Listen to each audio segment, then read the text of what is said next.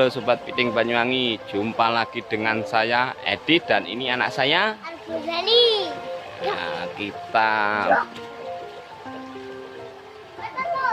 rekam video lagi ya untuk membahas video saya yang pertama.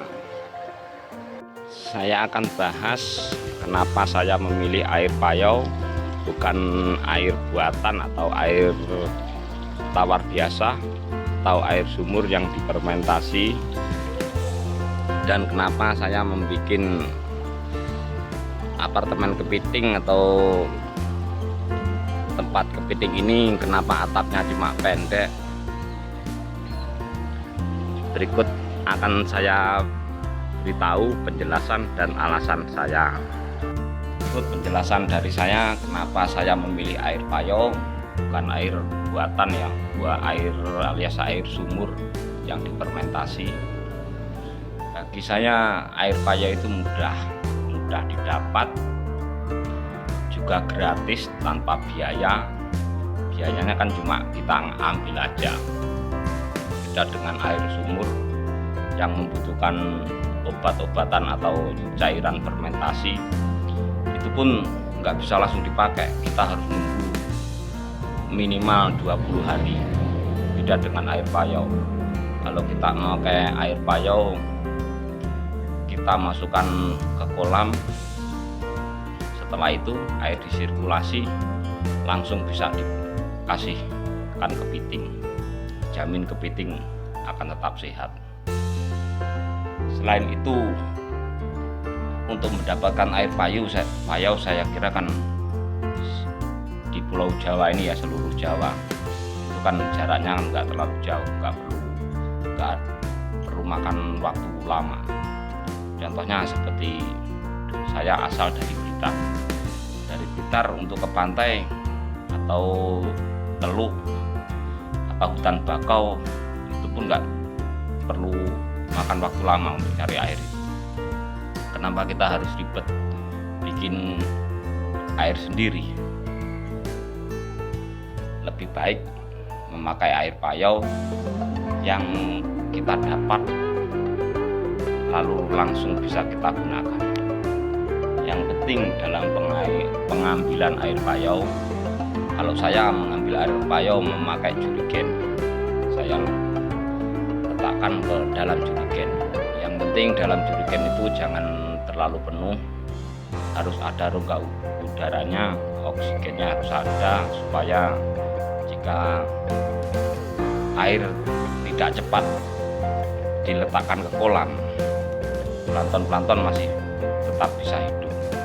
Dan yang penting seperti penjelasan saya di video yang awal, masalah air yang ada dalam kolam harus digerakkan.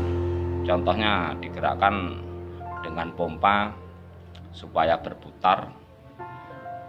Selain itu juga bisa dikasih ikan dari habitatnya, kayak ikan mujair, ikan belanak. Itu kan bisa menjadikan gelombang dalam air itu, jadi plankton tetap aman. Selain itu juga penyeimbang alam. Jadi mungkin kalau ikan belanak, di sini namanya belanak pemakan lumut, mungkin air yang ada lumutnya akan dimakan oleh ikan belanak itu. Jadi kita nggak perlu ribet bikin saringan yang terlalu ribet lah, kayak lainnya seperti skimmer itu. Kalau saya nggak pernah pakai, dan kepiting saya ini sudah 4 bulan, hampir 5 bulan lah kemungkinan. Saya pun juga lupa, nggak saya catat tanggalnya. Dan sampai sekarang kepiting yang saya pelihara nggak pernah ada masalah. Ada kematian, tapi itu bukan masalah dari air. Masalah saya mendapatkan bibit. Mungkin bibit yang dijual oleh pencari kepiting itu, di sini ada 2 sistem pencarian kepiting. Yang kalau pencarian bibit yang memakai jebakan atau perangkap itu itu jelas bibitnya siap, tapi beda yang nyari itu. Kalau di sini apa ya namanya, gantol lah, gantol itu pakai besi panjang, dibekukan ujungnya, nanti di lubang-lubang kepiting itu ya besinya dimasukkan lalu ditarik. Nah itu yang bahaya kayak gitu. Mungkin kalau ketarik yang luka mulutnya, otomatis dia nggak mau makan, percuma kita pelihara. Nggak mau makan 2-3 hari pasti kepiting itu meninggal. Terus yang kedua, kenapa saya bikin krebs itu di belakang rumah, terus terkena sinar matahari langsung, atapnya itu saya bikin pendek karena saat musim kemarau tiap malam kan hawanya itu dingin, kata orang Jawa berdiding, hawanya itu suhunya turun drastis, orang aja bisa kedinginan. Itulah yang diperlukan. Kalau siang bisa terkena sinar matahari hangat, otomatis air biarpun malam akan tetap hangat. Jika air dingin, otomatis kepiting nggak mau makan. Jika tidak mau makan untuk beberapa hari, pasti kepiting itu kesehatan menurun dan akhirnya kepiting itu meninggal. Dan kayak pemakaian kolam itu penting. Kita jangan sampai memakai kolam yang tingginya lebih dari 50 cm atau setengah meter.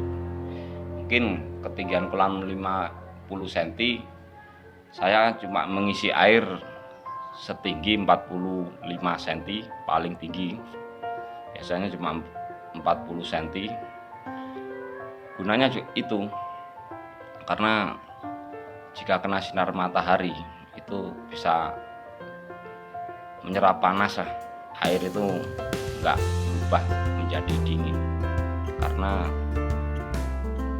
air yang dingin, kalau di sini ditambak udang itu kan banyak kepitingnya. Kalau air dingin, musim dingin kayak gini, itu banyak kepiting-kepiting yang mati. Tapi alhamdulillah kepiting yang saya pelihara di belakang rumah itu enggak ada yang mati. Maksudnya enggak ada yang mati itu yang saya pelihara lebih dari 10 hari itu enggak 2 hari atau seminggu enggak ada yang mati. Pernah ada kematian itu karena bibit, pencarian bibitnya. Buat yang menyaksikan channel saya, tergantunglah pilihan Anda sendiri, mau pakai air payau atau air buatan sendiri. Tapi itulah pengalaman yang saya alami, bagaimana baiknya, bagaimana cepatnya, bagaimana iritnya biaya. Karena orang-orang kayak saya ini ya, biasanya untuk cari pekerjaan sulit, untuk makan aja biasanya juga sulit, masih kurang lah gitu. Makanya saya mencoba bikin kepiting soka, karena tahu sendiri kan kepiting soka harganya di pasaran harganya tinggi. Kita beli bibit cuma 40 sampai 50 ribu, kita jual kepiting soka 125 sampai 150, itu yang paling murah. Dan biaya tiap hari itu nanti kalau masalah pakan saya akan bahas lagi di lain waktu. Kalau saya saat ini masih memakai makanan kepiting itu pakai ikan rucah. Kalau di sini ikan hasil dari banjang atau jebakan ikan di tengah muara itu, dan per kilonya cuma 5.000. Saya box kepiting saya itu 120 box, 1 kilo bisa 2 hari. Dan pompa yang saya gunakan itu cuma 100 watt. Saudara-saudara kan bisa menghitung sendiri kira-kira berapa biaya per hari. Terus keuntungan kalau kita beli bibit 50.000 jual 125, itu kalau kita cari bibitnya yang sudah tua mengeras itu jarak 5 hari 10 hari udah banyak yang molting jadi kepiting suka. Hitung sendirilah berapa kira-kira keuntungannya. Saya kira kerjaan ini bagi saya sudah sangat membantu. Jika kita mendapatkan bibit yang masih muda ya, bukan yang tua, itu harus kita mutilasi. Jarak paling lama itu 2 bulan pasti sudah jadi suka, 2 bulan 60 hari. Kalau biasanya saya 30 sampai 40 hari sudah molting atau sudah jadi piting suka. Dan kembali lagi ya ke air, masalah air tadi. Yang penting itu kalau kita pakai air payo itu saringan.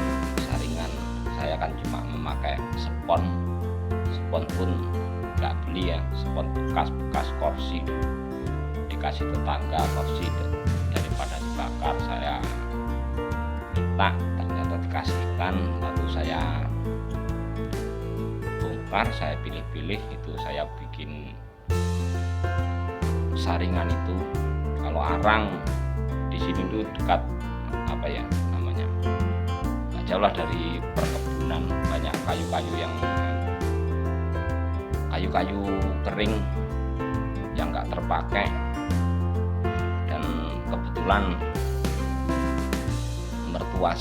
orang tua saya di sini memakai tungku kayu bakar. Biasanya sisa-sisa pembakaran kalau ada arangnya itu saya ambil, saya buat saringan. Dan kalau pasir ya, pasir yang kasar itu cari di rumah saya dulu bekas bangun rumah yang kasar masih sisa, itu kan nggak beli, jadi ringan banget lah biayanya, nggak perlu yang mahal-mahal kita pakai. Kenapa kita pakai yang mahal jika yang sederhana dan yang murah itu pun sama-sama bisa hidup kepitingnya?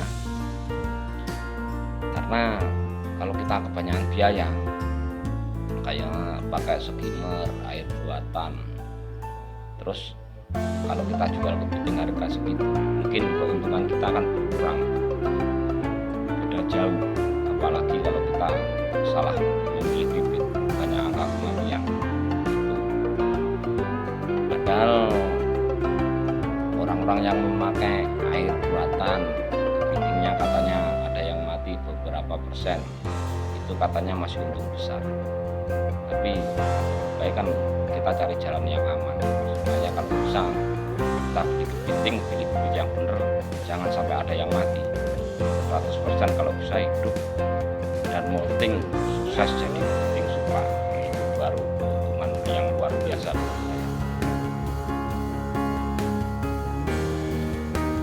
Saya mulai pertama kan cuma 40 ekor yang saya pelihara kepiting, terus beli bibit lagi 10 kilo genap 120 box. Itu jarak 1 minggu sudah ada molting 1 kiloan mungkin, terus 2 minggu kemarin sudah jual 2 kilo. Dan alhamdulillah pagi tadi ada yang molting 1, nanti saya tunjukkan ke video ini berikut ini ya. Tepatan di hari ini ada yang molting 1, ini dia pitingnya. Saya cari dulu, ini yang molting, itu perbedaan yang molting. Kita ambil dulu cangkangnya, ini cangkangnya.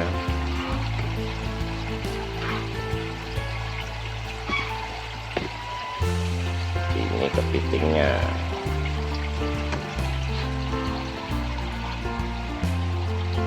Ini kalau kepiting sekarang kaki-kakinya tumbuh semua, tumbuh genap. hulunya ini.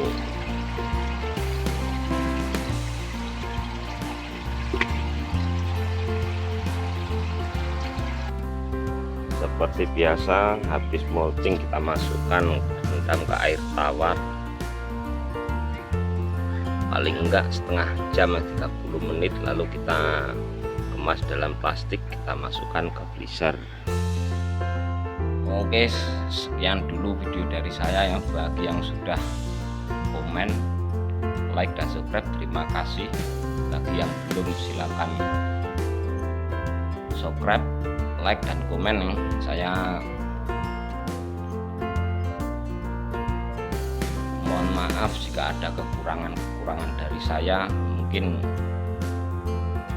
jika kalian ingin tahu yang lebih detail, mohon tanyakan di kolom komentar biar saya bisa membahas semuanya. Dan bagi yang ingin budidaya soka, silakan jika mau datang ke rumah saya di Banyuwangi Muncar. Saya akan tunjukkan bagaimana caranya, bagaimana sistem salinitas airnya, saya akan tunjukkan semua. Sekian dulu, terima kasih.